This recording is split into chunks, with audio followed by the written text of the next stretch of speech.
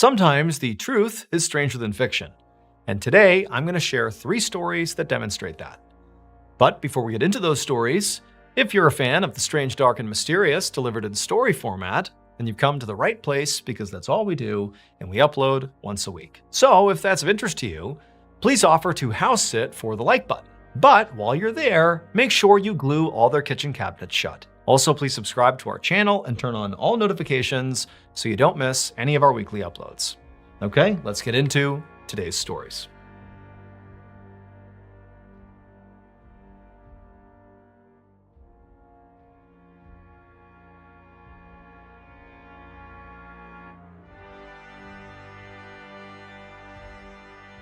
One day in 1785, a woman writhed in pain in a hospital bed at the Royal Infirmary of Edinburgh, which was one of the largest and most advanced hospitals in Scotland at the time. Now, despite this hospital being enormous, the room this woman was in was very small, and it was very stark too. The walls were blank, the floors were blank, there was just a single window to the outside.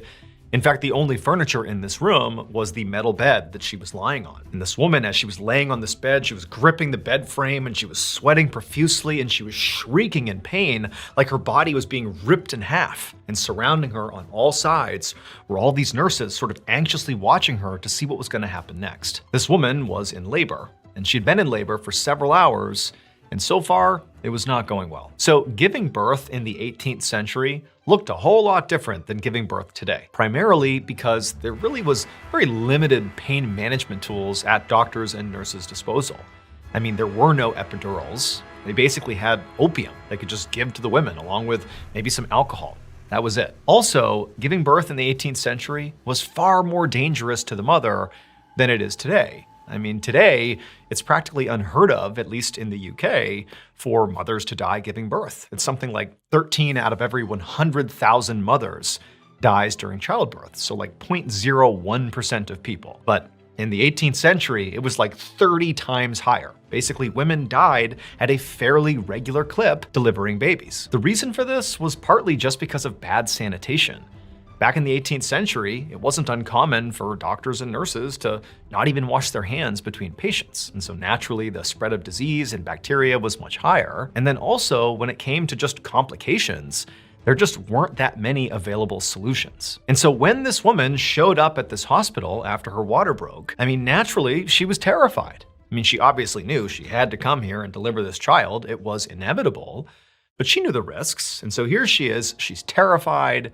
But quickly, the staff, they took her in, they got her to this room, they laid her down, and it just sort of seemed like everything was sort of normal. Like they do this all the time. Yes, it's a risky and dangerous thing, but it just sort of seemed like her delivery was going to be fairly normal. And so for a couple of hours, she's laying in this bed, the nurses are checking on her, everything's fine.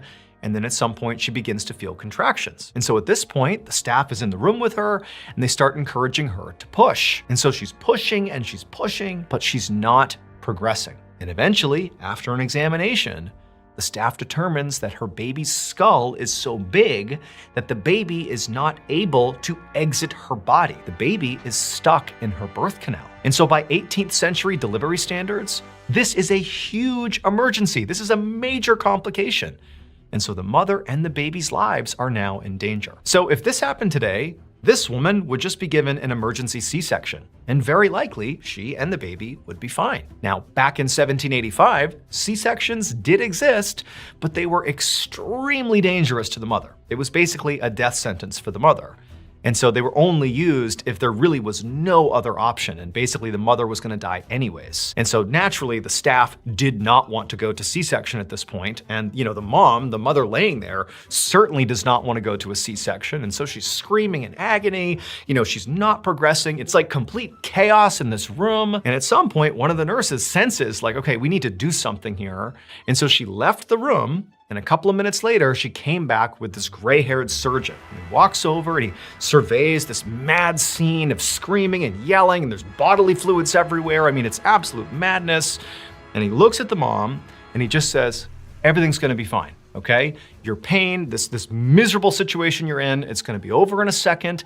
And most importantly, you and your baby are gonna be just fine because I have a brand new piece of technology that's gonna save your lives. Dr. John Aitken was one of the leading doctors at this hospital, And in fact, he was a pioneer in the field of childbirth at the time. And one of the things he really focused on was finding ways to make giving birth not only less painful for the mothers, but also less dangerous, to lower the fatality rate. And recently, he had developed himself a new piece of technology specifically for the emergency that this woman was having when the baby got stuck in the birth canal.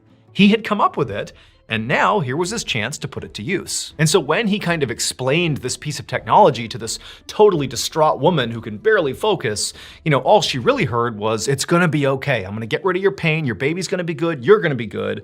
And she's relieved, and she's like, "Thank you, thank you, thank you." And then Dr. John Aitken, he leaves the room, and when he comes back, he's now carrying this instrument. And suddenly the woman, when she sees the instrument, she goes from being relieved to being downright horrified at the idea that that is going to be used on her. But even though she began to panic and literally tried to leave the bed to get away from this doctor and this crazy barbaric looking tool, the staff literally held her down, basically strapped her to the bed, and then Dr. John Aitken said, "Okay, here we go," and he turns on this instrument, and this woman, she's already in blinding pain. She can't believe she's experiencing this much pain. But when he begins to apply this instrument to her body, the pain somehow becomes even worse. It's like she begins having this out-of-body experience. The pain is so intense. And then suddenly, when it feels like it literally can't get any worse than this, that she must be dying, it all kind of fades for a second, and she hears the sound that she did not expect to hear. It was the sound of a baby crying. Her baby had just been successfully extracted from her stomach.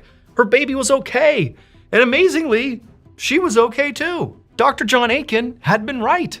This instrument, despite how horrifying it was, really worked. And it literally did save her and her baby's lives. So the procedure that this woman underwent was known as a symphysiotomy. And the procedure itself had been around since, the 17th century.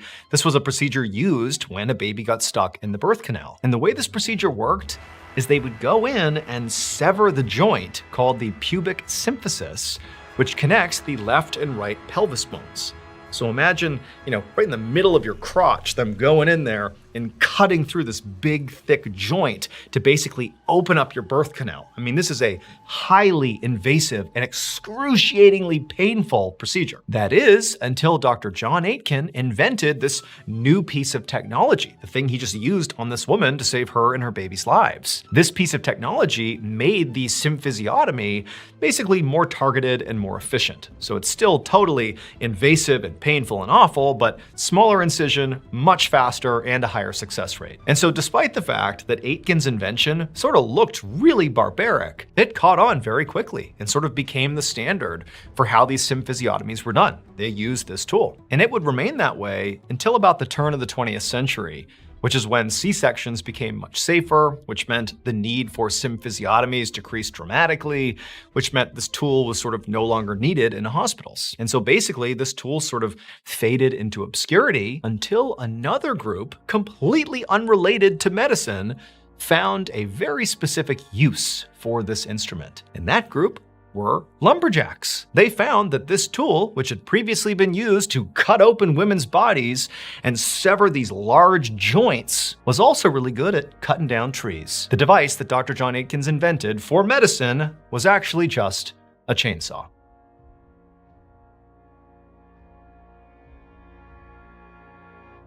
Thank you to BetterHelp for sponsoring today's video. After I shared my near-death experience on a live stream earlier this year, a lot of people reached out to me and told me that that sort of inspired them to open up about their own trauma. Now, these folks didn't say, "Oh yeah, I too have a near-death experience and now I'm going to open up about it." No, it's like they saw I was being real, I was being vulnerable, and that vulnerability sort of created a connection. It was like we were having this shared moment of sort of understanding that, carrying something really heavy in silence can be extremely isolating. And keeping in that pain really only makes things worse, which is why I strongly advocate for speaking to someone who is trained to help, because they really can change your life. BetterHelp is a great therapy option and is a great starting point for people who are struggling. It's entirely online. All you have to do is fill out a quick survey, and then you're matched with a trained therapist in just days. And you can switch therapists at any time at no additional cost. So if this is of interest to you, use my link, betterhelp.com/MrBallen, to get 10% off your first month of therapy.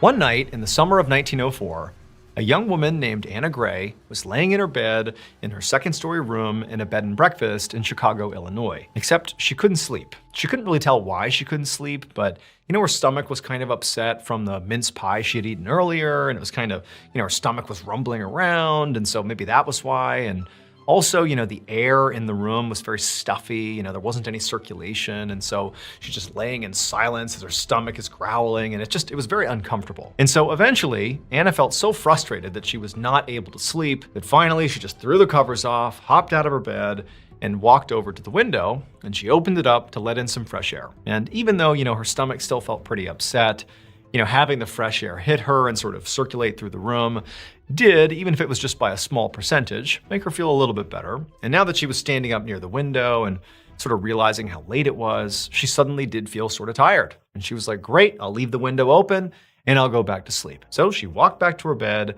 laid down, pulled the covers up over her, and sure enough, just a couple of minutes later, she had fallen asleep.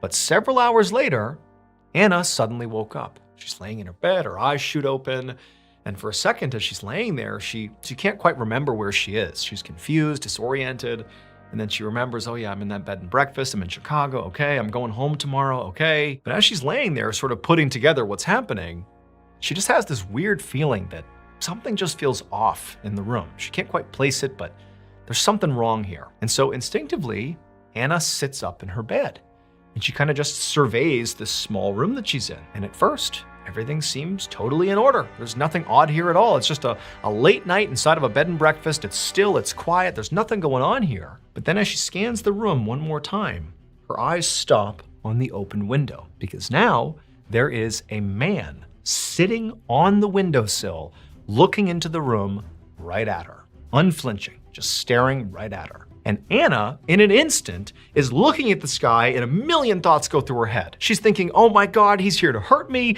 He must have climbed up and he's about to come in here and attack me. Like, what's going on here? She doesn't know if she's dreaming. She's just completely panicked. And unlike a lot of people who in this situation might freeze completely or scream and try to hide or run away, Anna's fight or flight response was to fight. And so it was almost like in a fraction of a second, she had leapt out of the bed to confront this man, this stranger in her room. But the man, as soon as she jumped up, he didn't budge. He's just sitting there staring at her. And then almost like delicately, he leaned backwards and fell out the window. And now Anna's thinking, oh my God, is he okay? She doesn't know who he is, but that's a serious fall. They're on the second floor. And so she runs to the window, looking out, expecting to see this guy, with a broken neck down on the ground. But she looks down and there's nobody there. The window's wide open. She left it open before. And so she's kind of looking around to make sure, did he really fall out the window? Did he come into the room? But no, she's all alone in her room. And so she's looking down to see if maybe he kind of, ran up against the side of the house and maybe he's going to show himself, but there's nobody. And then at some point she notices there's this long, dark car that's parked out on the street underneath the streetlight. And she couldn't remember if that car had been parked there the whole time. It seemed sort of out of place, but she just couldn't remember. And so she's looking at this vehicle and she realizes there's somebody in the car. And as she's staring at the car, the driver begins to move. They sort of position their bodies down low and they look up at Anna. And Anna realizes it's the same guy who was just sitting in her windowsill and fell out the window a second ago. He's in this car. And so Anna, she's just frozen looking at this guy, wondering how could this be happening? Is this a nightmare? Is this real? She doesn't know. But as she's looking, this guy who's looking up at her, he extends his hand out the driver's side window and begins beckoning to Anna, telling her to come down and get in the car with him. And so Anna, she's seeing this and she's also realizing the car he is in is a hearse. And so she is just beyond terrified and instinctively she just jumps back, slams the window and sort of just pretends like this can't be happening, like this is not real. But then after a couple of seconds, she's thinking, I gotta make sure I know where this guy is, where he's gonna go next. And so she goes right back to the window to see what he's doing. But now the hearse, the man, they're gone. And so Anna remained at this window for quite a while, just looking out the window, just making sure this guy really was gone. Because again, she just doesn't know, like, was this real? Am I imagining things? Am I going crazy? Was this a nightmare? Like, she doesn't know. And so she's just standing there waiting, watching, but this guy doesn't reappear, the hearse doesn't reappear. And so eventually she crawls back in bed, and after what felt like forever, she drifted off into a fairly light sleep. And then before long, she opened her eyes again and sunlight had filled the room. She had survived the night. And so now, feeling the comfort and safety of light in the room and knowing that it's a new day, she told herself, wow, like, that was crazy, that was terrifying, that had to have been just a particularly vivid nightmare. Like, there's no other reasonable explanation for this. It had to be a nightmare. So Anna got out of bed, convinced she was just fine, that nothing strange has happened here at all. She got herself together and she left the bed and breakfast, and she headed out to this brand new department store that had just opened up in Chicago. She wanted to go and have a nice day of shopping. And so Anna gets to this department store, and it's so vibrant and it's bustling with people, and there's 4 floors of all this incredible stuff that they're selling.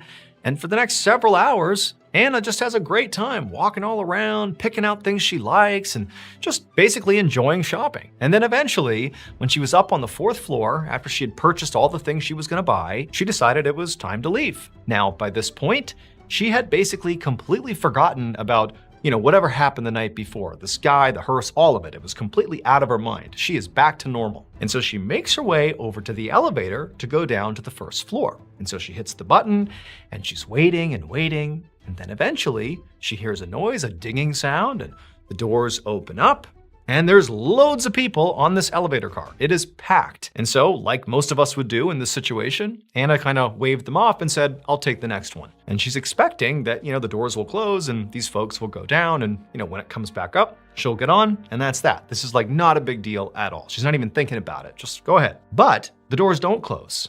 And instead, as she's kind of, not really looking over in their direction, she hears this voice come out of the elevator car. And it's this kind of rude tone. It's a man's voice, and he calls out, "One more," like demanding that Anna get in there. Like, what are you doing? You're holding up the car. And Anna was kind of taken aback by whoever was kind of barking this order at her. And she turned around and she looked into the elevator car, and she couldn't really tell where the voice was coming from. But then eventually she noticed it was coming from the guy who operated the elevator car. The elevator was manual. There was somebody who literally moved the car up and down, and she kind of didn't see the guy's face at first. But eventually, when the guy kind of poked his head through and looked at her, confirming that, yeah, I'm talking to you, get in the car, she realized the elevator car operator was the man in the hearse that she had seen in her windowsill. It was the same guy.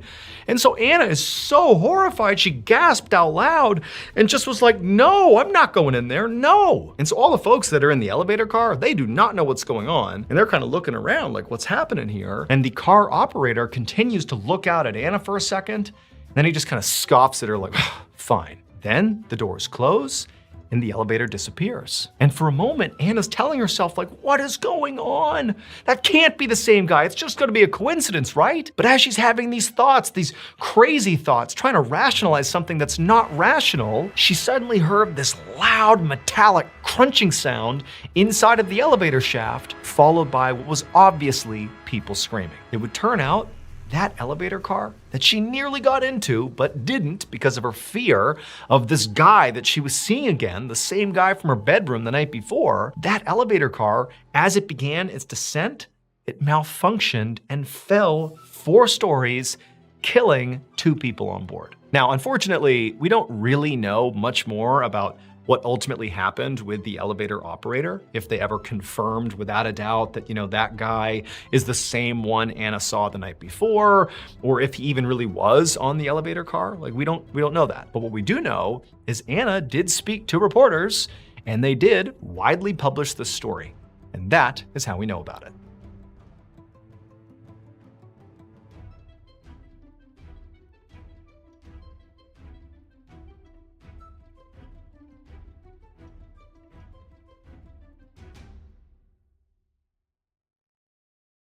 On the morning of July 5th, 2008, a 50-year-old man named David File walked up to his apartment in Bishopstoke, which is a small village in southern England. So this apartment complex was massive. It took up an entire block, and it was comprised of several two-story buildings. When David moved in 8 years earlier, this apartment complex was sort of bustling and doing quite well. There were loads of tenants, it was well kept, it was a nice place to live. But now, the place was kind of fallen into disrepair. There were weeds everywhere, it was kind of dirty, there was graffiti, buildings were all boarded up. This place really had fallen on hard times, almost like it was abandoned. And in many regards, it basically was. In fact, David was literally the last tenant in the entire complex. There were a total of 72 apartments in this complex, but 71 of them were boarded up and totally abandoned. It was just this last apartment that David lived in. And on this day, as David approached his front door, he noticed there was something taped to it. It was a piece of paper. So he walked up and he read it, and he quickly understood it was an eviction notice. They were kicking him out. And so he angrily ripped it off the door and he went inside his cramped, small apartment. There's a full-size billiard table sitting right in his living room, and everything was just tight and on top of each other, but this was David's home. He loved it here. He did not want to leave. And so he took this eviction notice and he went over to the kitchen and he just threw it on top of a pile of other papers that were mostly all from the company that owned this complex. The company was called Atlantic Housing. So part of the reason this building had really fallen on hard times here is because 2 years earlier, Atlantic Housing had decided to tear this place down. And so they had offered to help relocate all the tenants, and basically everybody else had agreed to leave and, take the assistance from Atlantic Housing, but not David. He refused to leave. And so eventually, Atlantic Housing got fed up with David because they're offering him money, they're offering him assistance. They're really trying to just get him to leave so they can move forward with their project. And so eventually, when he wouldn't budge, no matter what they offered him, they just sued him. And it took 2 years, but eventually a court ruled that, okay, Atlantic Housing, you can kick him out of your building. And so David, you're being evicted. And so David knew this was coming. He knew he was going to be evicted, but he just simply could not accept the ruling. He's looking around at his cramped little apartment that he had called home for 8 years. He just loved it here. He didn't want to leave. And so he thought to himself, you know what? They can try to evict me, but I'm not leaving. And so David decides he's gonna protest, but not some little protest. He's gonna do something that is so big, so extreme, that it will guarantee people will pay attention and recognize that this ruling is wrong. And David knew exactly how he was going to do that. And so later that afternoon, David made his way over to his storage closet and he pulled out some rope, an electric timer, and a power tool, and he brought these supplies over to his living room. And there, David rigged up this elaborate trap that he was designing specifically so that when Atlantic Housing or the police or whoever it was that showed up to evict him, that when they opened his door, they would have to be confronted by this trap. And for David, he felt like this was his last-ditch effort to prove once and for all that this eviction was wrong. A few hours later, 2 police officers, along with David's very worried parents, stood outside of David's apartment. Earlier that afternoon, David's parents had tried to get in touch with David and they had called him repeatedly, but he hadn't answered. And so at some point they had driven over to his apartment and they had pounded on the door and tried to get his attention, but he hadn't come to the door. However, they had heard this strange sound coming from inside the apartment. And it was unsettling enough, and considering the whole circumstance of not being able to get in touch with their son, that they decided to call the police. And so when they got there, the police, they're knocking on the door, yelling out for David, but still no answer. And the police too, they can clearly hear this strange sound, which almost sounded like a mechanical whirring sound or something. They couldn't quite place it, but there definitely was something odd happening in this apartment. And so given the fact that, there's real concern around what's going on with David, the police decide to kick in the door and see what's going on. And so they get out of the way, and one of the officers steps back, kicks the door down, and as soon as the door flies open, that loud mechanical whirring sound becomes way louder. It's so loud, and they suddenly get a complete view into the apartment, and all of them just froze and gasped. So the trap that David had built had functioned exactly as he intended it to. Basically, the authorities were gonna come in the front door and be horrified by what they saw, because this trap really was not for them as much as it was for David. He was sort of putting himself into a trap as a display of his protest that you can't pull me out of here. And now authorities have arrived and they've seen the results of this trap. What the trap was a power tool that was on, that was the mechanical whirring sound they heard, and it had been tied by David to one of the legs of his billiard table, like an arm jutting off the side of this billiard table. And then the tool had this electric timer that he had rigged to it so that when it went off, it would start the tool. And what was this tool? It was a chainsaw. And what did David do? He intentionally positioned his neck right up against the teeth of this chainsaw, set the timer, and then waited. And he basically timed it so that shortly after getting in position, the timer would go off, it would cut his head off, and then presumably authorities would look inside the apartment and see what, in David's mind, they were responsible for: his death. And sure enough, when the police and the parents looked in, they saw the trap, they heard the saw buzzing, and they saw David's severed head on the ground. Despite David's final protest really having a lot of the effect that he was hoping for, I mean, it did make headlines all over the UK. A lot of people heard about this and they were horrified by it. Despite all that, shortly after his death, the apartment complex was demolished.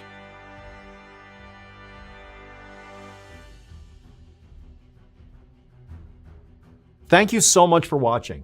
Let me know what you thought of today's episode in the comments. And remember, we have hundreds of videos for you to binge right now. But if you're looking for a recommendation from me of that one video that's worth your time, well, it's this one right here. So give it a watch. All right, until next time, see ya.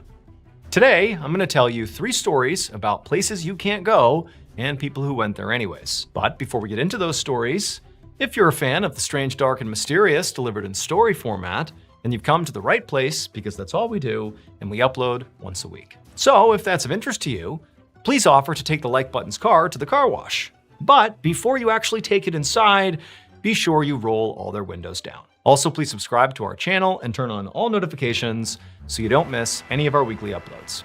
Okay, let's get into today's stories.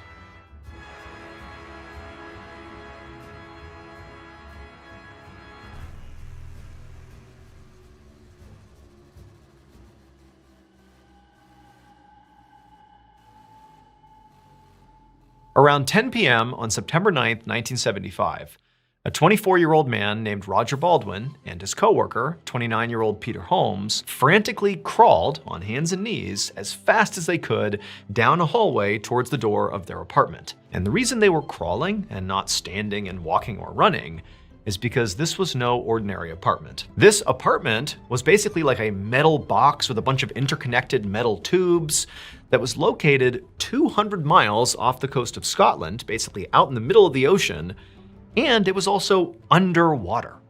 And the reason for that is it was connected to an offshore oil rig.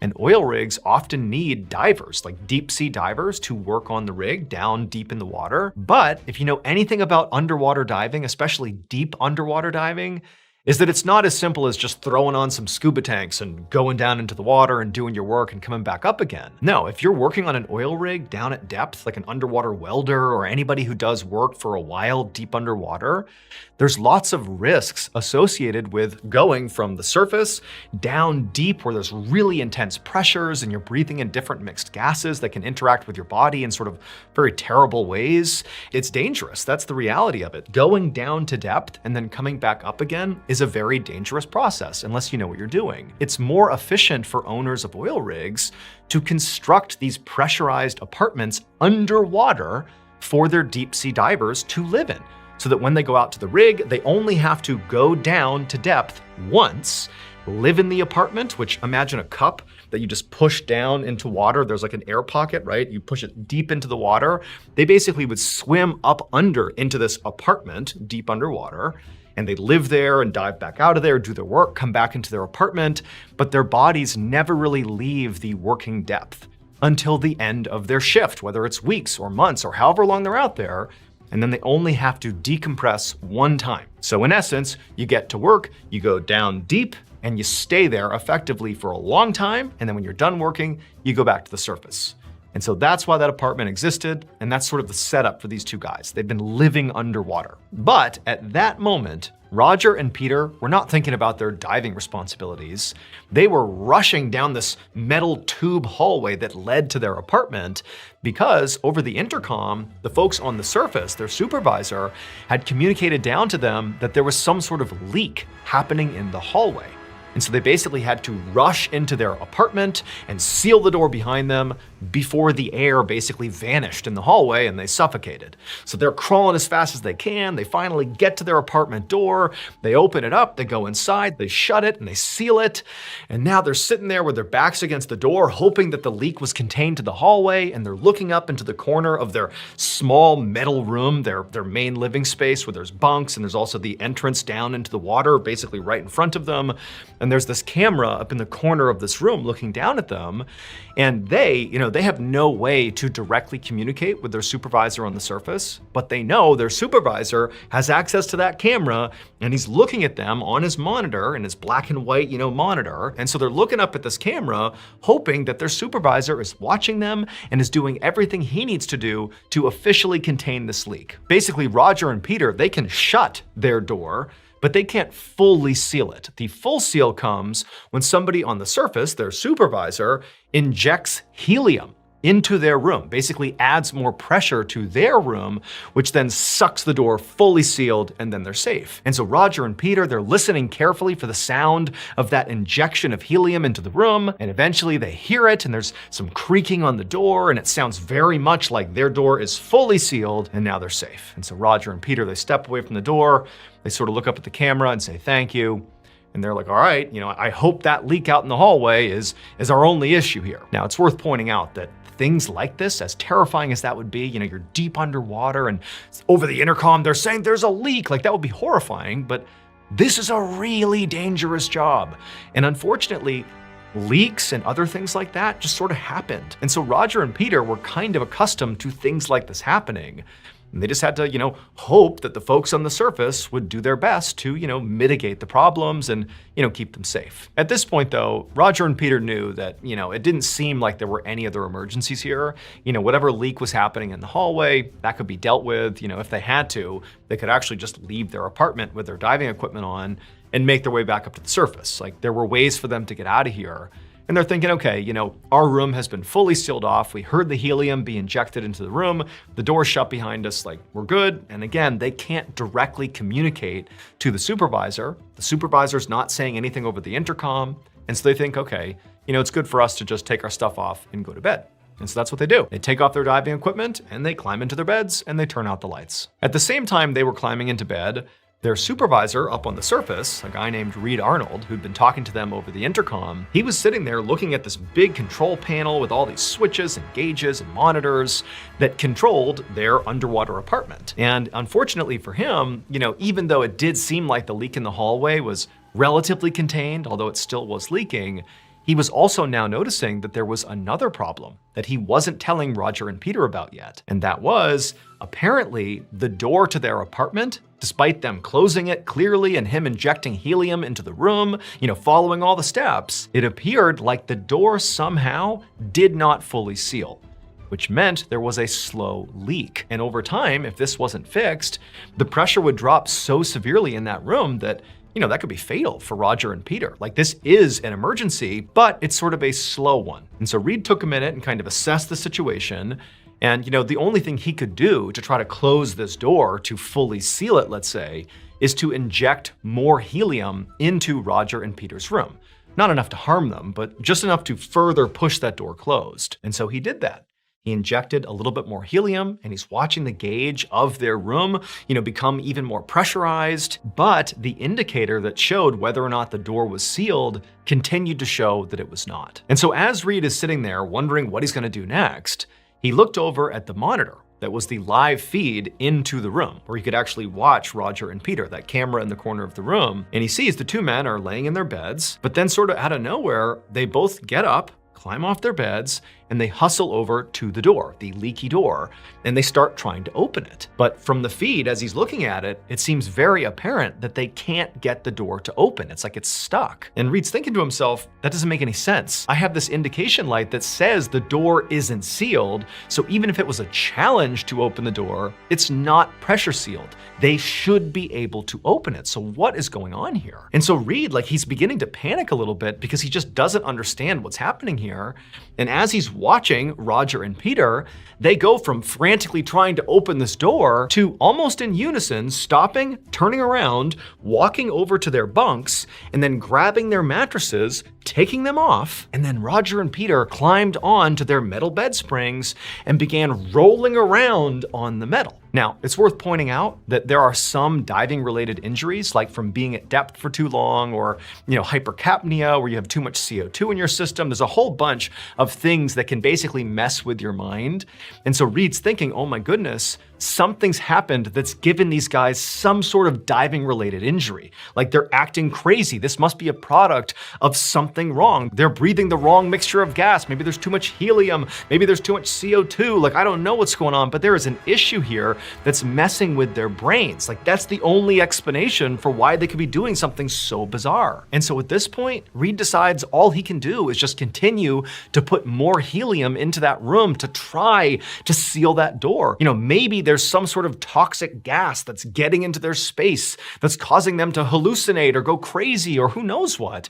And so he's just firing off this button, adding more and more helium into the room. And after doing this for several minutes and still watching on the monitor as Roger and Peter continue to do this weird writhing around on their bed frames, that was around the time that Reed really focused on his controls.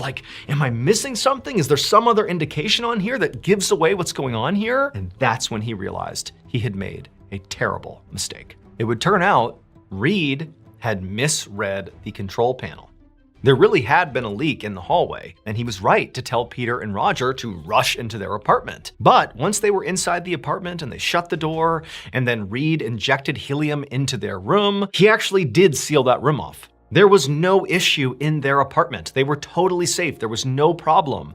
He was just misreading the control panel. He thought when he saw this additional indication that, the apartment door had not sealed, that was indicative of a leak in their apartment. But no, the controls were really trying to tell him that, hey, there's still a leak in the hallway right outside of their apartment. And so basically, what Reed ended up doing by injecting more and more helium into the apartment where Roger and Peter were is he was creating a deadly pressure chamber. And the reason the men began acting the way they were is because the room was getting hotter and hotter and hotter from all this pressure. They could feel it, building inside of the space. And so they didn't know what was going on. They tried to get out, but they couldn't open the door because it was pressure sealed. And then they took their mattresses off their bed and began rolling around on the metal to try to cool down.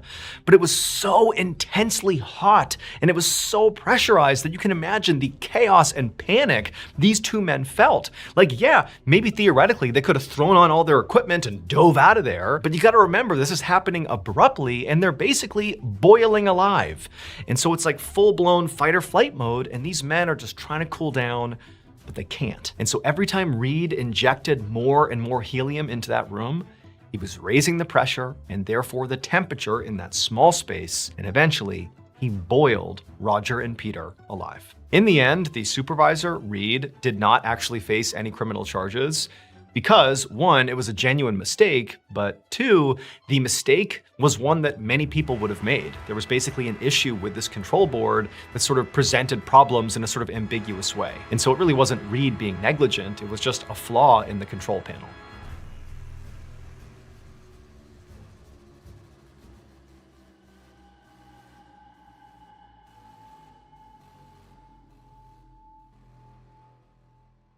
At 11:40 a.m. on November 29, 1986, a 36-year-old volunteer fire chief named Jack Schofstall parked his fire truck on a country road right next to this huge farm in rural Indiana. Jack was there with his assistant chief named Donald Schnitker. After parking, Jack looked down the road and he saw the owner of this farm, Jeffrey Wolf, was standing on the side of the road, waving to them and turning around and pointing back towards his property. And so Jack and Donald, they looked out the window out in the direction that Jeff was pointing, and they saw there was this huge storage building off in the distance that clearly was part of the farm, and there appeared to be this thin plume of smoke coming off the top of it. And so Jack and Donald hop out of the fire truck, they hustle over to Jeffrey, and the three of them jog across the property over to this building. And when they get there, again, it's very clear that something is burning inside of this building. But this storage building was packed to the brim with stuff. Like there was no way to get into this storage building from the front. Really, the only way to actually look inside of this building to see what was burning is by climbing up this ladder that ran to the top of this, 80-foot tall building, where at the very top there was a window that looked down into the storage building. And so basically Jack and Jeff said they would climb the ladder up to the top. Donald, the assistant chief, he would stay on the ground, and Jack and Jeffrey would go up there, look inside, and see if they could actually figure out what was burning so they could make a decision about how to approach this, what equipment they might need and what to do. And so Jack and Jeff, they make their way up this ladder to the very top. They get to this window, and Jack, he looks inside, and again, it's very clear something is burning in here, but he can't tell where it's coming from. He sees smoke coming out right next to him, but it's just there's so much stuff inside of this building, you just can't tell where it's coming from. But Jeffrey clearly had placed this big piece of plywood on the very top of all the stuff inside of the storage building as sort of like a makeshift platform if you wanted to, I guess, walk inside of this building in the one area you could walk into. And so he turned to look at Jeffrey and he's like, yeah, you can stand on that. And so Jack climbed through the window. And so he gets on there. And it's kind of like he's surfing, basically balancing on the top of all this stuff, at the very top of this massive building. And he's looking around, but now Jack has a better vantage point. He's sort of more in the center of this big building. And as he's looking around, he identifies where this fire is coming from. Now, this was not some enormous fire, but he really had no way to attempt to put it out without leaving the building, going back down, and getting more equipment. And so Jack, who's still standing on this piece of plywood, he pulls out his radio and he radios down to Donald, the assistant chief, who's down on the ground. And he says, hey, we located the fire. We're gonna come back down, get our equipment. We'll come back up here. We'll put this thing out. We'll be good. But after Jack put the radio back on his belt and he turned to walk back across this plywood, back to the window and, down the ladder, before he got off the plywood, there was this low rumbling sound that came from right underneath his feet. At the same time, Donald, who's back down on the ground and who's just received this radio call from his partner saying, hey, we're gonna leave right now and get our equipment and put this fire out. Donald, he's down there staring up at the exit, up at the top there where Jack and Jeffrey had gone. And so far, he hasn't seen either of them come out of this building. It's just been silence. Like he heard a little bit of a rumbling sound inside of this building and he didn't really know what it was, but no one's coming out of the building. And he's thinking how strange that is. Like Jack just said he was coming out to get his equipment. Where is he? And so Donald grabs his radio and begins repeatedly calling Jack to say, hey, where are you? You said you were coming out. Where are you guys? What's going on? But he didn't get an answer. And so really quickly, Donald realized there could be an emergency inside of this building. Like for all we know, the fire is way worse and they're trapped or who knows what's going on. But based on protocol, Donald couldn't just on his own go charging up the ladder and go right in there to, save the day because he has no idea what he's walking into. He needs to make sure that he calls for help, gets other people here, and then can help explain what's going on here instead of he himself going up there and potentially being another casualty. And so instead of climbing that ladder, Donald began calling for help. And very quickly, an entire fleet of additional firefighters and police officers and ambulances showed up. There's all these people descending on the farm. And really quickly, first responders climbed up that ladder. They looked inside of the building and they figured out what happened. So when Jack climbed through that window at the top of this building and he stood on top of that piece of plywood that Jeffrey had placed up there on top of all the stuff in the storage building, and he was standing there balancing himself as he's looking around for where this fire is, eventually that rumbling under his feet was all the stuff underneath the plywood shifting, and he sort of lost his balance, and Jack fell off the plywood into basically the sea of stuff inside the storage building. And Jeffrey, when he saw this happen, he had not fallen in, but he turned and basically tried to get in there and grab on to Jack to get him out.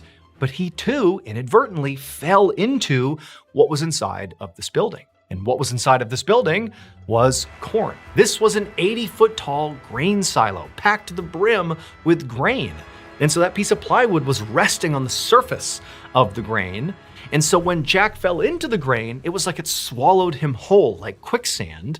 And then Jeffrey, in an attempt to save Jack, also fell in, got swallowed whole, and they disappeared and suffocated. It would ultimately take nearly 3 hours for bulldozers to basically break apart this building and sift through all the corn to finally locate Jack and Jeffrey.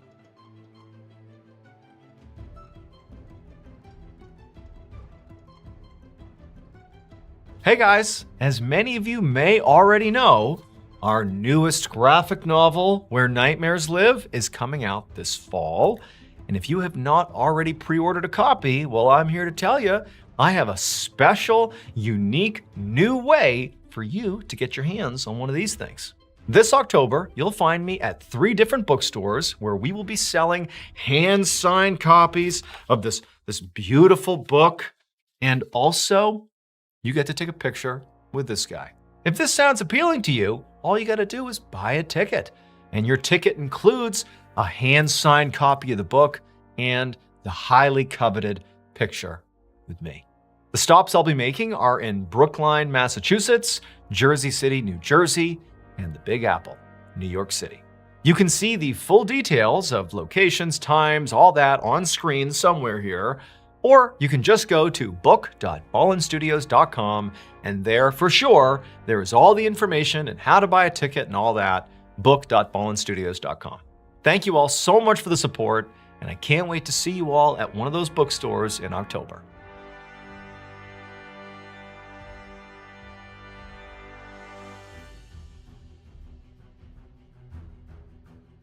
At 2 a.m. on December 2nd, 1755, a 94-year-old man named Henry Hall slowly climbed a flight of stairs inside of a lighthouse that was located on this tiny island off the southwest coast of England. Even though Henry was in his 90s, he was still working as a lighthouse keeper out at this lighthouse. I mean, by the way, that is a very rugged job, especially in the late 1700s. I mean, if there's ever any emergency of any kind out on this island, there's virtually no communication back and forth to the mainland, and help can't really get out to you very easily. So you're kind of on your own. I mean, lighthouse keepers at the time were sort of viewed as these very rugged, sort of survivalist types. And here's Henry, at 94 years old, still doing this job. But it was because he loved it. And in fact, even to this day, he remains on record the oldest active lighthouse keeper ever. On this particular night, the other 2 lighthouse keepers that were staying on this island with Henry and working with him, they were passed out drunk in their beds. They basically had drank the whole night away, and they were out for the count. But, Henry sort of expected this. It was his job that night to do the night shift, the worst shift, if you will, where all night, every 30 minutes, he had to 1, stay sober, and 2, hike his way up to the very top of the lighthouse and make sure the lighthouse was still emitting light. And so that's what he was doing right now. He was heading up to the so-called lantern room at the very top of the spire, the actual lighthouse. And you gotta remember that this is in 1755, so this is before electricity. And so the light that was coming out of this lighthouse were literally a whole bunch of candles that were situated in this big chandelier that kind of hung down from the very top of the spire. And then above, where the candles are all resting in the chandelier, was this big dome that was the very top of the lighthouse. And the dome was lined with lead, and there was also lots of windows all around. And so the lead sort of reflected all the light and pushed all the light out all the windows. And so basically Henry's job, or any of these lighthouse keepers, when it was their turn to do this, they had to go up to the lantern room and make sure all the candles were lit. And if they weren't lit, relight them. That was basically it. Now, Henry had been checking on lighthouses for decades. Doing these every 30-minute checks of the candles was completely routine. And so Henry's making his way up, thinking nothing of it. Like, this is gonna be completely mundane. I'm gonna go up, check the lights, come back down. I'll do it again in 30 minutes, all night. That's all it's gonna be. Doesn't expect anything to happen. But on this night, at around 2 a.m., as he's making his way up the stairs, as he's right near the top of the stairs and he's about to turn the corner and see, this big chandelier, it's called a candelabra, and right as he's turning the corner, he starts to smell smoke. And then when he turns the corner, he's looking out at this, completely lit up chandelier, the candelabra, and he doesn't see where the smoke is coming from until he looks up at the lead dome that sort of sat right above all the candles and reflected the light. And this lead dome had been here for a long time. This was an old lighthouse, and he could see there was all this buildup of soot on the underside of this lead dome from the candles being so close to it. And clearly some of the soot that was caked on the underside of this dome was starting to smolder. It was not on fire yet, but it was starting to smolder, and some smoke was filling up the lantern room. And so for whatever reason, Henry decided the best thing for him to do was to open up a window, because all the windows were shut at this point, and he's thinking, get the smoke out. So he opens up a window, but when he does, it creates a vacuum effect, and all this air gets pulled into the lantern room, and oxygen, it sort of acts as an oxidizing agent for fire. It basically accelerates fire, and so oxygen is pulled up, and the dome just ignites into flames. Basically, Henry threw a lit match onto the dome. That's the equivalent of what he did. And so suddenly, Henry's staring at this wall of fire on the roof of this lighthouse, and also above the lead dome, the actual structure itself of the lighthouse was wood. And so Henry has no idea what to do. He knows this is obviously a massive emergency. And so as quick as he can, he turns and goes down the stairs, down into the bunk room where his two colleagues are, who are passed out drunk in their beds. And he's trying to shake them awake and tell them we have this huge fire, but they're so drunk that they don't wake up. And so Henry's on his own. He needs to do something about this. And so he gives up on his colleagues, and he starts walking back up the stairs towards this fire, and he starts making his way up the stairs. But before he reaches the lantern room, right before, maybe 5-6 feet down below, still on the stairs, there was this outcropping, like a balcony that jutted outside of the actual lighthouse. And so he stepped out onto this balcony, and standing out here, now he's outside, he turned and could look up, and basically right in front of him is the roof, and it's on fire. It's like right in front of him. And out on this balcony were all these buckets that were out there to collect rainwater, because it rained a lot out here. And so there's all these buckets of water, and Henry decides all he can do is start lobbing this water up onto the roof to hopefully put this fire out. And so one by one, he's hauling these buckets of water and chucking the water up on the roof, and it's really not making a difference, and he's so tired and exhausted, and the heat from the flames is so intense. Like, he knows he's not making much of a difference here, but just then he hears his two colleagues come bounding up the stairs, and they're totally panicked. And even though they're drunk, it's clear they're kind of sobering up when they see the scene here. And so they instinctively run out on the balcony with Henry, and all three of them are now grabbing buckets, and they're looking up and they're chucking the water up onto the roof. And Henry at one point sort of positioned himself a little bit closer to the edge and was like right underneath the dome, throwing water up, and it didn't matter. It was like nothing they did could get this fire to go out. And then finally, Henry grabbed one last bucket, and with the last of his energy, he got right below the dome, sort of with his arms out in the balcony, and he looked up, and he chucked the water right onto the roof. And as he did, he suddenly felt this blinding pain come over his whole body. But somehow it sort of felt localized in his stomach, but definitely it was his whole body. And he turned and he looked over at his colleagues, like in shock, like he can't even believe, like, what's causing this pain? And his colleagues, they look at him and they see he's smoldering. There's smoke coming off of him. And so clearly he's on fire. And so they start taking their buckets and they're dousing Henry with water. And Henry's like, oh my God, I'm on fire. And he feels this horrible pain in his stomach. And finally he just blurts out to them, we gotta get out of here. Like, leave it, we gotta go. And so the three of them, they abandon the buckets, abandon the fire, and they bolt out of the lighthouse, and they make their way to a cave on the coast of this island. And there they stayed in this cave overnight as their lighthouse burned to the ground. And all night, Henry, even though now, the fire that had begun on his clothes, it had obviously been put out, but he still had this awful pain that really felt localized in his stomach. It was like this burning, awful pain, and he just couldn't figure out, like, what is that? Is it from being on fire? Was I not aware of how long I was on fire for? Is this just like the result of an extreme burn? Is this smoke inhalation? Like, he didn't know, but he was just happy to be alive. And finally, the sun came up the next morning, and these three men are huddled in this cave. And luckily there was a ship on the horizon that spotted this smoldering ruin of the lighthouse. And they came in, they scooped the three men up, and they brought them back to mainland England. Once they arrived in England, Henry's two younger co-workers made sure to help get Henry to his home. And then when he was there, they called for a doctor because Henry was still complaining about this really intense feeling in his stomach. And just obviously the fire had really taken a toll on him. And so the doctor shows up and they perform an examination on Henry.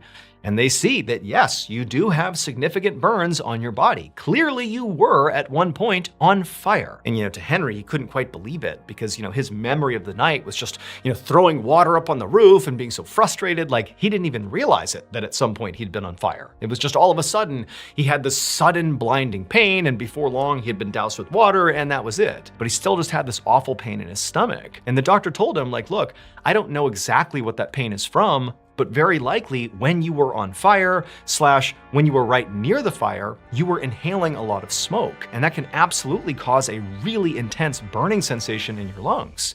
And so just apply this ointment to your burns, take care of your burns, and eventually your burns will heal, and that feeling in your gut, like in your core from the smoke inhalation, will pass. And so for the next several days, Henry did as the doctor ordered. He applied his ointment to all of his burns, he rested and just drank lots of water and just basically waited for all these pains and ailments to go away. But over the coming days, he didn't get better.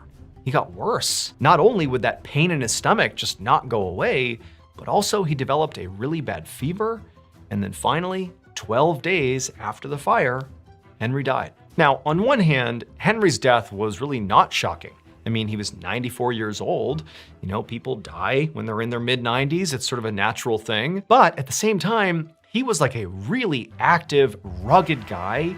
And it just seemed like, how is it possible he's died from what appears to be sort of relatively superficial injuries here? I mean, he definitely got burnt. He had real burns on his body, and he had clearly some smoke inhalation going on.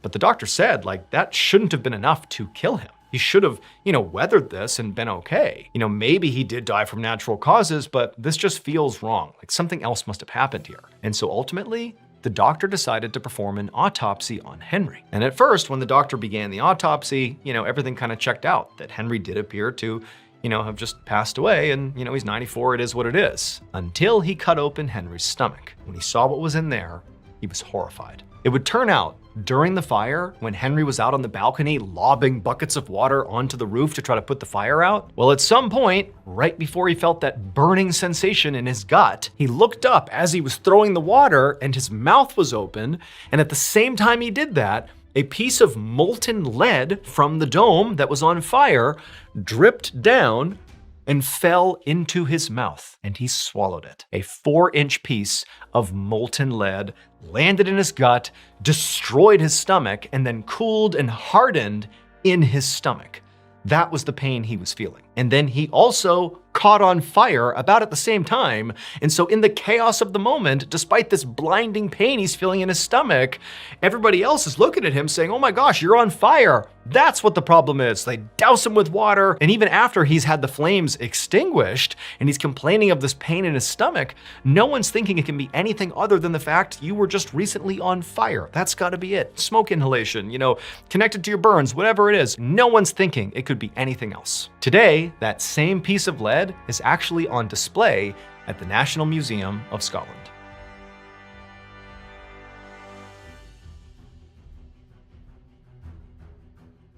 Thank you so much for watching. Let me know what you thought of today's episode in the comments.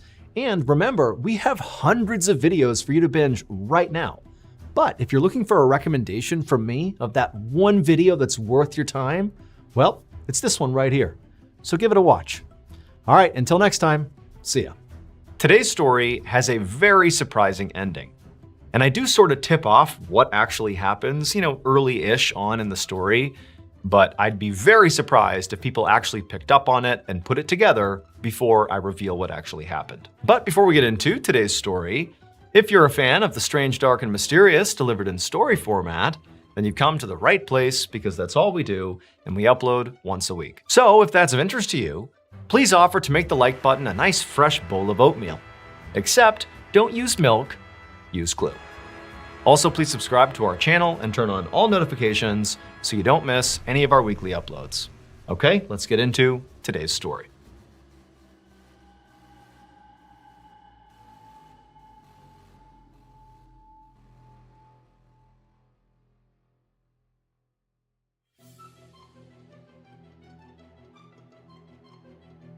Early on the evening of June 12, 2012, a 25-year-old woman named Noemi Bellanger opened up the door to her hotel room on Phi Phi Island, which is a major tourist destination in Thailand. Once the door was unlocked, Noemi pushed it open and she held it for her little sister, 20-year-old Audrey, who came in wheeling all their suitcases. Noemi and Audrey were both from Quebec, Canada, and they were also both college students, and they were on this big month-long vacation to celebrate the end of the school year.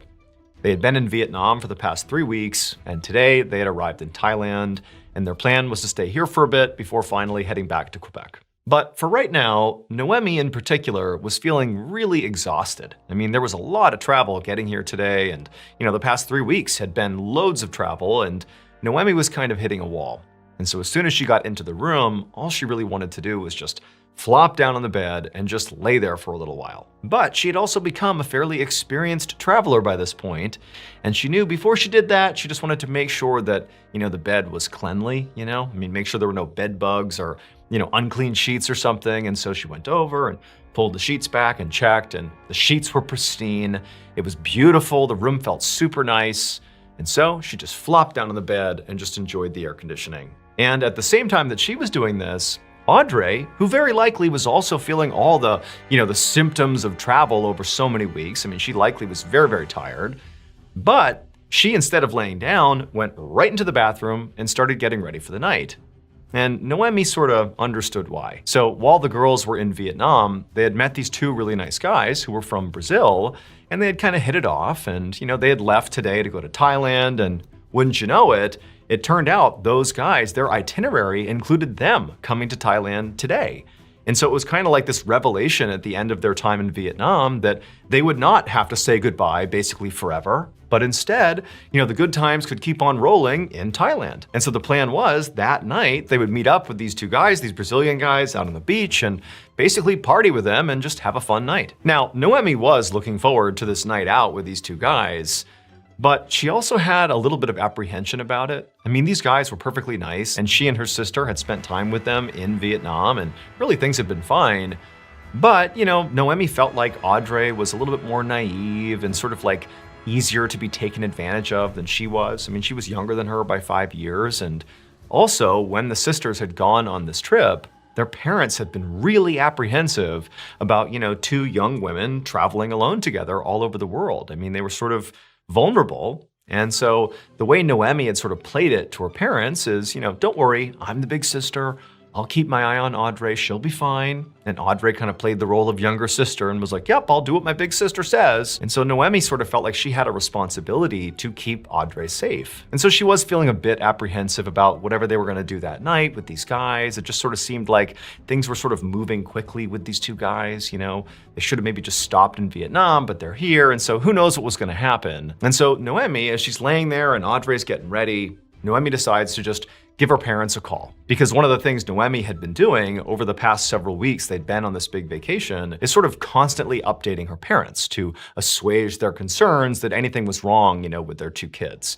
Noemi wanted her parents to see that she was doing everything she could, to keep her and her sister safe. And so she pulled out her phone and she was about to call her parents when suddenly Audrey appeared from the bathroom and said, stop. And she told her like, hey, remember, it's evening for us, but back home in Canada, it's the middle of the night. So you're gonna be waking them up and they're gonna have loads of questions like, why are you calling in the middle of the night? And probably you're gonna have to tell them about, how we're going out tonight with these two guys and they're gonna worry. Like, don't do that. Spare them. We will talk to them tomorrow. They don't need to know what we're doing tonight. Everything is fine. And Noemi was thinking, you know what? She's right. This is a bad time to call. Noemi actually forgot, the time change was so significant.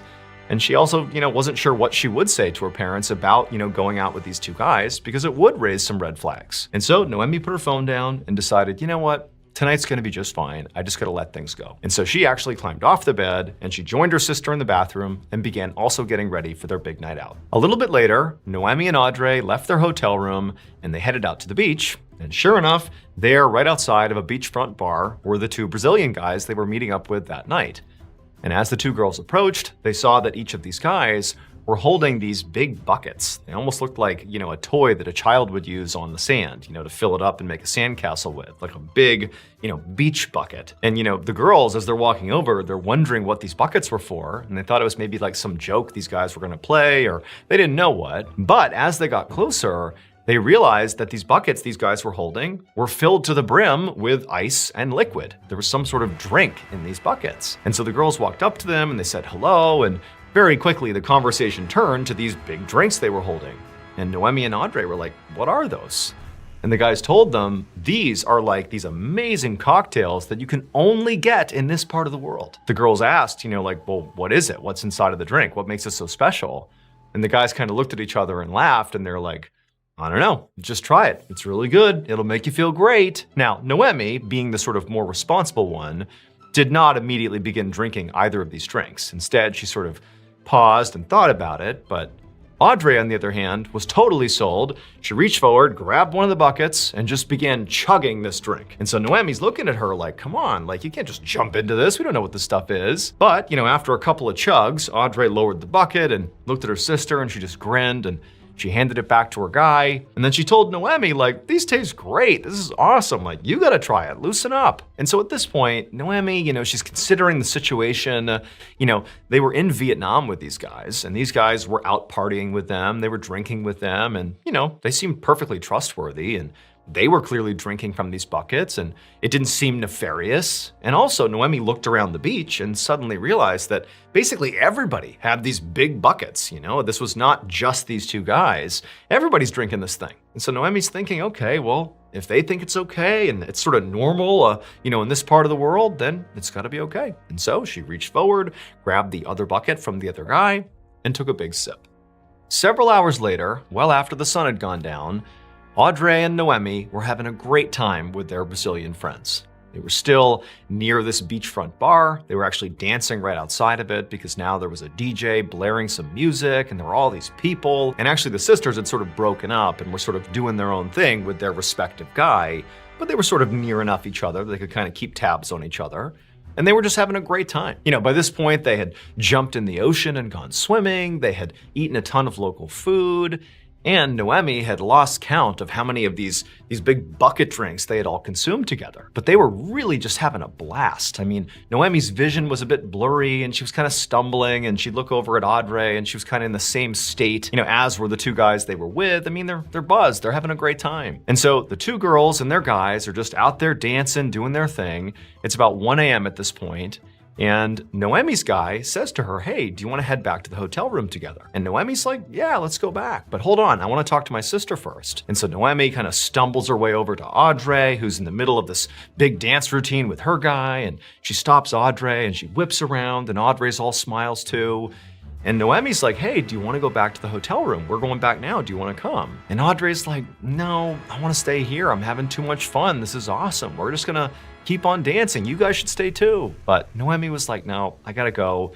We're going to go back. So you sure you want to stay? And Audrey was like, yeah, we'll stay. We'll see you at the hotel soon. Now, typically, Noemi and her sister really rarely separated, especially when they were out drinking and partying, because of all the inherent risks of being alone at night, potentially intoxicated. And so, this was kind of a rare thing for her to break away from her sister and separate. But it just seemed like this was okay. It was safe. And, these guys they were with, they really seemed like stand-up guys. And again, they were just having a blast here, and Noemi didn't really want to stop her from having a good time. And so ultimately, she did say bye to her sister and said she'd see her soon.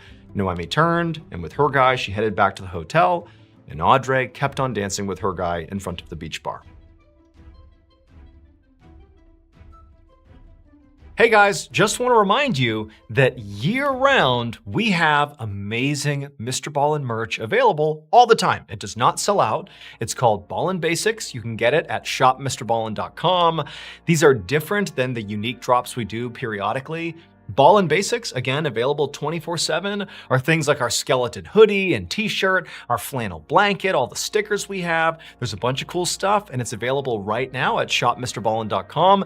All year, you can get this stuff, some great stuff. So if you're a fan of the strange, dark, and mysterious, you don't gotta wait for the seasonal drops. You can go right now and get anything you want at shopmrballen.com. Year-round, it's available. Ballin Basics, Check it out. 3 days later, on the evening of June 15th, a member of the housekeeping staff at the hotel where Noemi and Audrey were staying walked up to the girls' room and they knocked. And like it had been the past 2 days, they didn't get a response because over the past couple of days, the housekeeping staff had not seen anybody come in or out of this room. And now it had gotten to the point where they really had to get in there to clean the room. And basically, if they didn't get a response, this staff member was gonna have to unlock the door and just go in there. And so one more time, they knocked on the door and called out, housekeeping, just in case somebody was in there. But again, there was silence. So the staff member put their card into the door, they unlocked it, they opened it up and stepped inside. And seconds later, that staff member was literally running out of the hotel room, screaming for help. At 9 p.m. that night, a team of police officers, led by Lieutenant Colonel Rat Somboon, arrived at the hotel room. Somboon was an experienced police officer, and he'd already been briefed on what was found inside the hotel room. So when he and his team walked inside and saw it for themselves, he wasn't shocked. When they got in there, they found 2 women inside. It was Noemi and Audrey Belanger. And both of them were lying in their respective beds, tucked up in their sheets, lying perfectly still, and each of them was completely surrounded by vomit. Somboon estimated that these 2 women had been dead for between 12 and 20 hours, and his first theory as to what might have killed them was alcohol poisoning. That would explain the vomit. This was also a big tourist destination, and clearly these people were tourists, and so maybe they were out partying and they died from alcohol poisoning. However, when Somboon looked more closely at the bodies, he noticed a confounding detail. There was all this dried blood on the girls' gums and also under their fingernails. And so that was not consistent with alcohol poisoning. And so Somboon thought, okay, well, maybe the reason they have blood in these parts of their body is because those are defensive injuries. Maybe somebody attacked these girls and that's how they've been killed. But after doing a cursory check around the hotel room, there was no sign of a struggle or any sort of break-in or anything like that. And so, if there had been some sort of lethal struggle in here, it certainly didn't show. And so Somboon and his team really didn't have any idea what had happened here. They had some ideas, but clearly they needed more information. Specifically, they needed to do an autopsy and a full toxicology report on both women. That would be the only way to really see what happened here. But that would take time. And so while they waited for those results to come in, Somboon decided that what he would focus on instead is trying to figure out what these girls were doing in the hours before they died. Where were they? What did they eat? What did they drink? And who were they with? Over the next couple of days, Somboon and his team interviewed several of the hotel staff. And from those interviews, they learned that Audrey and Noemi were visiting Thailand from Canada. And on the first night they were here, the 2 women went out early in the evening, and then one of them came back with some guy, some unidentified man, at 1 a.m. They came back to the hotel. And then at 4 a.m., the other girl came back to the hotel, also with an unidentified man. And so there are Noemi and Audrey and these 2 unidentified men that are in the hotel room, presumably, from 4 a.m. until 6 a.m., when both of these unidentified men left the hotel room together, and the 2 girls were presumably left inside the hotel room. Lieutenant Somboon reviewed some security footage from the hotel, which confirmed this entire timeline was correct, which meant Somboon really needed to speak to these 2 unidentified men because they clearly were the last ones to see these girls alive. And so the police department put out an announcement about Noemi and Audrey's deaths, as well as a public call for help in identifying these 2 unidentified men. And shortly after making this announcement, the police learned that these 2 men were Brazilian, and unfortunately, they had already left Thailand on their way back to Brazil. And so obviously Brazil is outside of his jurisdiction, and so he had to appeal to Interpol, which is an international police organization, and appeal to them to find these 2 Brazilian men and interview them. About a week later, Somboon finally got a call from Interpol. They had found these 2 men and they had interviewed them. And they told Somboon that when they informed these 2 guys that Noemi and Audrey had died, the 2 men seemed genuinely shocked. And then when they were asked, why were you so quickly on a flight out of Thailand back to Brazil? They said, no, there's nothing suspicious about it. We already had booked those tickets way in advance. We just got on the flight and left. There's nothing more to it. And so Interpol said they continued to press these guys and asked them, hey, you were the last ones who were with these girls before they died. Tell us about their condition. Tell us how you left them when you left the hotel at 6 a.m. And the two guys, they said, look, like they did seem like maybe they were already hungover or sort of sick from, partying the night before. They definitely did seem a little bit down, but they were basically fine. However, Interpol said it was fairly interesting that the two men did admit that following, their night out with Noemi and Audrey, that the next 2 days, they were stuck in bed themselves, totally sick, vomiting, ill. They didn't know what from, but they said they were very, very sick following their encounter with these two girls. Samboon thanked the Interpol officer and then hung up. And even though Samboon couldn't help but feel still pretty suspicious of these two Brazilian guys, he now was thinking, okay, well, if they said they got really sick after, spending time with Noemi and Audrey, maybe what happened here is, all four of them got sick with something, some illness, and the guys survived it and the girls didn't. And so Samboon began to think of, what type of illnesses could they have contracted? And the first thing that Samboon began to think about that could have been an illness that all four of these tourists could have contracted was food poisoning. Tourists come to Thailand and try the local food, and sometimes it makes them really, really sick. In particular, there were two types of food in Thailand that were sort of notorious for giving tourists just the worst food poisoning. One of them was a particular type of mushroom, and another was blowfish. And these two items, if your body reacted badly enough to them, it could be lethal. However, when Samboon got back the autopsy reports and the toxicology reports, he realized his theory about food poisoning was definitely wrong. So it would turn out those drinks that the girls had with the guys in those big buckets, they were unique to Thailand. Those are not drinks that are served really anywhere else in the world. And that's because those drinks are just not safe. And for whatever reason, it sort of blossomed in Thailand and it's sort of an accepted thing, but when you hear the ingredients of what's in this drink, you'll understand why it's not like a sanctioned or more popular thing outside of this small part of the world. So there is no alcohol in these big buckets of liquid. Instead, it includes crushed up narcotics, it includes cough syrup and Coca-Cola, and in some cases, pesticide. In fact, specifically DEET, which is the main ingredient in mosquito repellent. And wouldn't you know it, in the reports that Samboon got back, he saw both of these girls clearly had ingested DEET, which again is a highly toxic chemical. However, despite learning this, even though this seemed to be clearly what happened here, this is a DEET poisoning case, Samboon's thinking to himself, how could this have happened? I mean, these drinks, which are called 4x100s, are pretty popular in Thailand, and people are not just turning up dead left and right. It's a dangerous drink, no doubt, but people do not die with any regularity from drinking it. And so Samboon thought, what must have happened here is whoever mixed this particular batch of 4x100s must have accidentally included too much DEET. And so that would explain how, the two girls died from DEET poisoning, too much DEET in their drinks, and that very likely the guys as well consumed the same batch, which had tons of DEET in it, but their bodies were able to withstand it and they survived it despite getting very, very sick. And so 9 days after the two girls had died, their bodies were sent from Thailand back to Canada, along with the Thai police's official findings that this was an accidental DEET poisoning. However, when Noemi and Audrey's remains arrived in Canada, they did not go straight to their family. Instead, they went to a leading coroner in Quebec whose name was René Roussel. So by this point, the girls' parents were obviously heartbroken, but more than that, they were furious. The way they found out about the deaths of their daughters was on the media.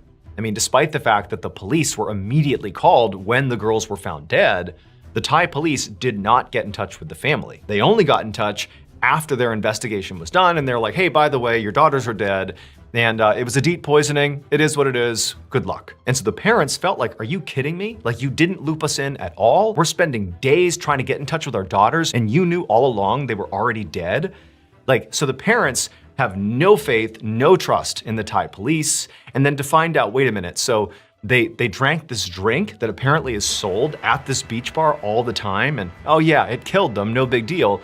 What, there's no warnings at this beach bar about how dangerous this drink is? Shouldn't there be like a tourist warning or something? And also, it's kind of a lazy explanation that, well, the two guys they were with drank the same poison, but they didn't die just 'cause, and our daughters did. Like, that doesn't add up either. This whole thing feels like laziness, at best, or at worst, a cover-up. Maybe this looks really bad for Thailand that these tourists have died and it could have been prevented. And so the parents felt like, we can't just take their explanation at face value. Like, clearly, something is going on here, something's wrong. And apparently, the Canadian government felt the same way as the parents. This case was all over the news, and they also felt like, wait a minute, guys, like, we haven't looked closely enough at this. What's really going on here? And so it was actually the Canadian government who told Rene Roussel to go ahead and do another autopsy on these girls' remains. Let's really see if it was DEET that killed them, or maybe if it was something else. And when Renee checked Noemi and Audrey's bodies, she did discover there was DEET in their system. However, not nearly enough to kill them. So while it seemed plainly obvious that yes, they must have consumed those 4x100 drinks, that couldn't have been the thing that actually killed them. However, Renee didn't find any other poisonous substances in these girls' bodies. Like, there wasn't another explanation. It just showed there was DEET, but that was basically it. And so Renee, she's thinking like, there's gotta be some explanation here. And so Renee really began to do some serious research into this whole case, and eventually she found something. And it horrified her, it horrified the family, it horrified the world.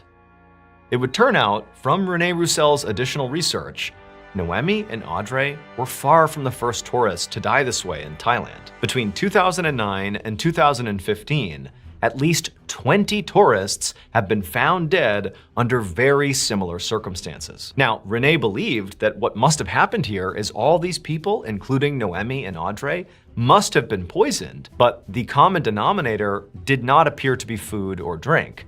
It had to be something else that was poisoning them.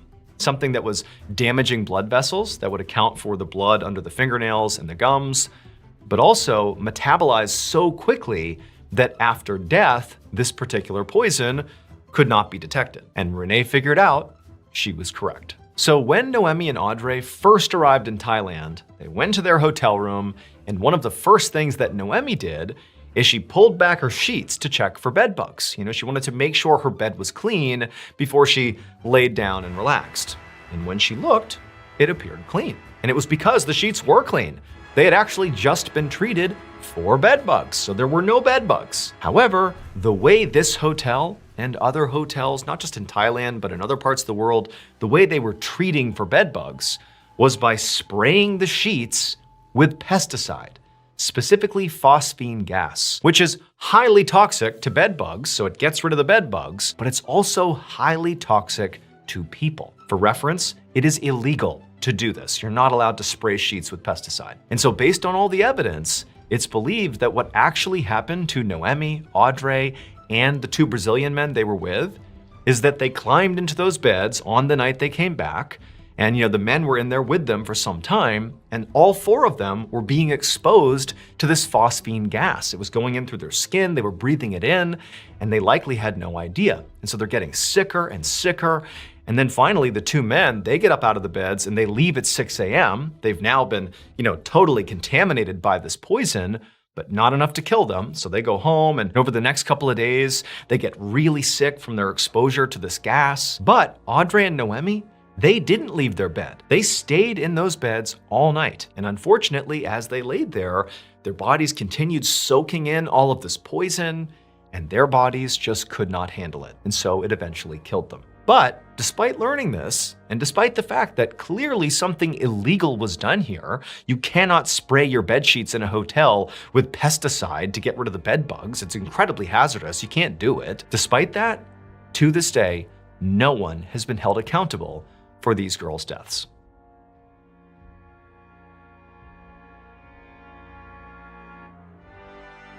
Thank you so much for watching. Let me know what you thought of today's episode in the comments. And remember, we have hundreds of videos for you to binge right now.